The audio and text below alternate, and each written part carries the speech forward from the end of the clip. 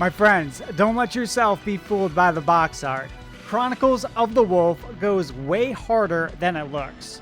What starts as a nostalgic-looking 2D pixel art game quickly evolves into something much larger, much deeper, and frankly, something Konami should have made years ago.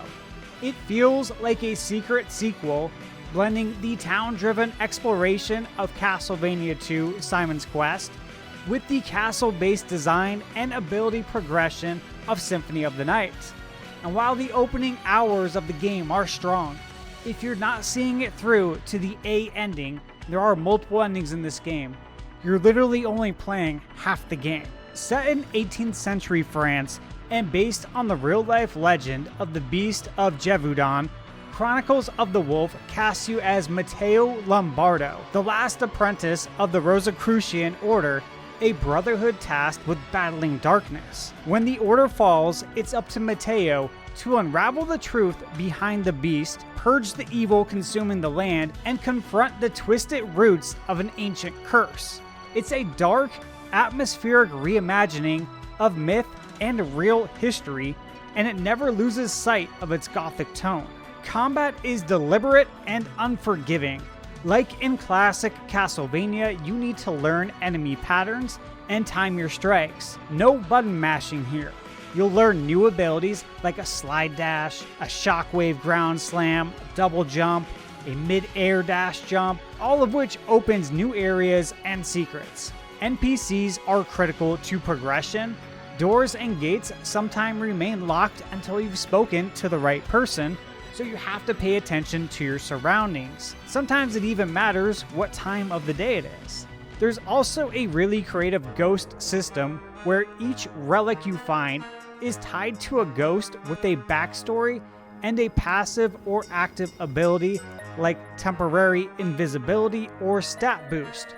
Fast travel unlocks later via warp gates, and it's essential for backtracking through the increasingly massive world. The art style in Chronicles of the Wolf is beautiful and deliberate, steeped in gothic atmosphere. From the very first screen, it feels like a fusion of Simon's Quest and Symphony of the Night, the former's outdoor towns, winding paths, and merchant stops, blending seamlessly with the latter's grandiose interior spaces. Mist Castle, for example, elevates the visual identity of the game. It's massive and it's filled with richly detailed areas like the library, ceremony room, gallery, underground prison, catacombs, just to name a few, because there are a lot of areas in Mist Castle.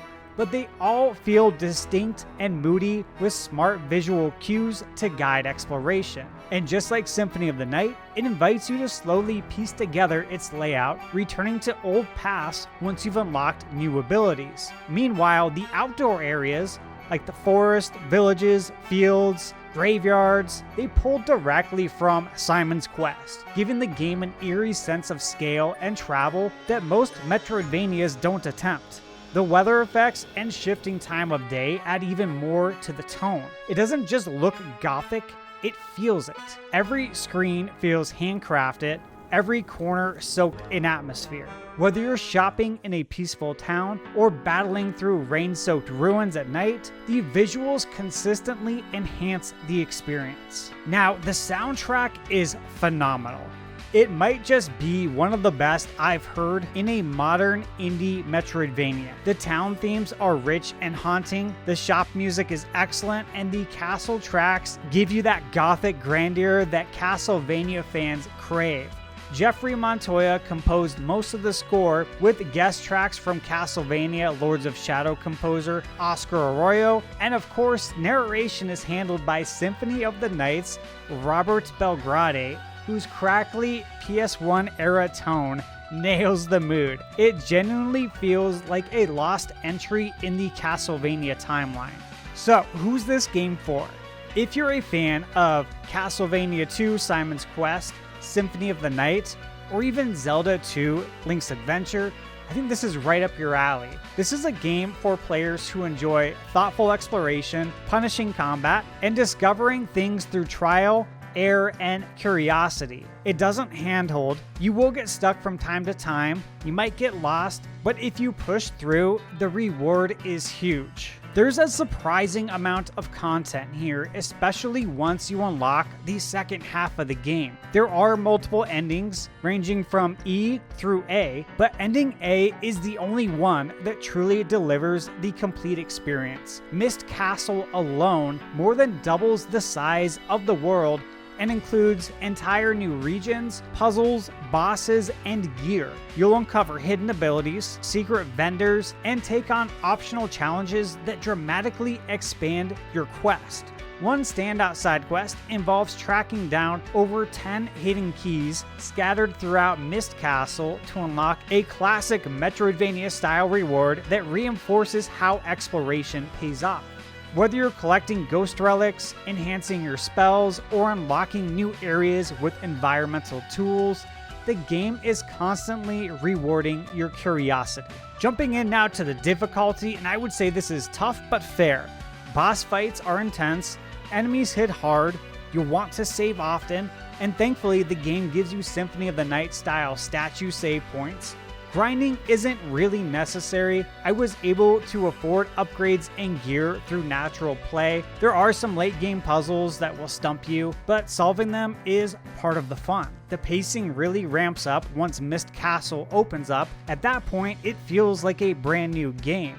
And again, if you get ending E, you don't even see Mist Castle, which again is like the second part of the game. Discussing now the emotion and charm, and this game took me back. Not just to the golden age of 2D action Metroidvanias, but to a time when Castlevania was one of Konami's crown jewels. Playing Chronicles of the Wolf in 2025 made me feel like I was holding onto the what could have been had Konami continued developing classic-style Castlevania games. It was honestly emotional in the best way. This game feels like the kind of passion project you only get when developers truly understand what made something great and then build something entirely new around that foundation. Massive props to Migami Games for delivering on that vision. And on top of that, I was genuinely surprised in the best way to see this game open with something tied to real history.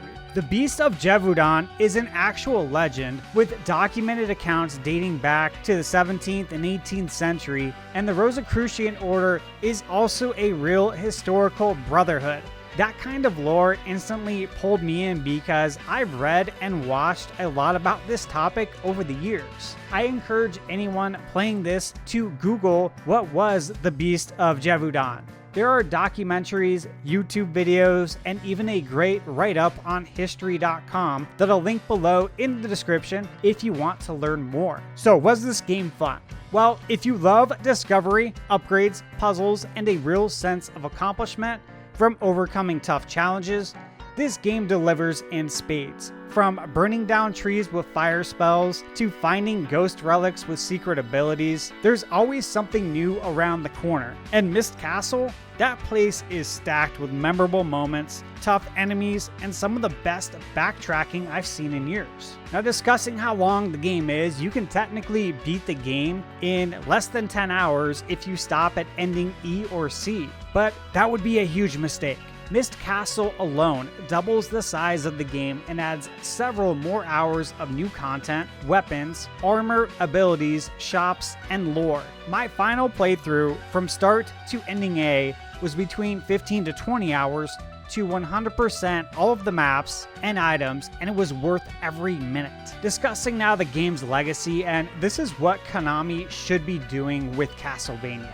It's that simple. Migami Games didn't just make a tribute, they made a spiritual successor that honors the classics while expanding on them in meaningful ways. From the moment-to-moment gameplay to the gothic atmosphere, haunting soundtrack, and slow burning progression, this feels like it belongs in the timeline alongside Simon's Quest and Symphony of the Night. And honestly, if Konami is ever looking for a development partner to bring Castlevania back to its roots, much like how they partnered with Way Forward for Contra, Migami Games would be an easy recommendation. That's coming from someone who's played all the Castlevania games since the 80s and adores them. They clearly understand the soul of the franchise, and they've already proven they can deliver something worthy of the name. This is more than an homage, this is legacy work. Alright guys, now it's time for my final thoughts. Let me be crystal clear, Chronicles of the Wolf gets my thunderstruck recommendation, the highest praise I can give. But that recommendation comes with a caveat. You have to finish the game. Ending E might feel short and anticlimactic, I know it did for me, but ending A transforms this into something truly special. The difference between ending E and ending A is like Symphony of the Night before and after the castle inverts. It's that drastic. My gear inventory more than doubled. I unlocked new spells, boots, rings, shops. Mist Castle alone is larger than the entire first half of the game, and the ending left me blown away. If you're a Castlevania or Metroid fan, this is not just a hidden gem, this is a spiritual successor. I loved this game so much that I bought a physical copy after beating it.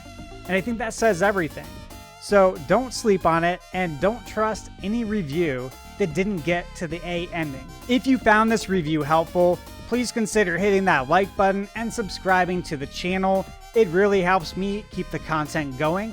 And if you want even more gaming conversation, check out the Nintendo Byte podcast, which I co-host with Nintendo Prime, Eric Moore, and Gamebird Classic. And we also have weekly guests every Wednesday at 6 p.m. Arizona time. We cover all things Nintendo, break down industry news, and spotlight games just like this. Also, if this is your first time here, welcome to the channel. I've got over 100 game reviews on the channel covering everything from retro classics to modern AAA releases, overlooked indie gems, and passion projects like Tiny Thor, which was actually the first game I ever reviewed, and it's still one of the best Metroidvania platformers I've played in years. Definitely check that one out if you haven't yet.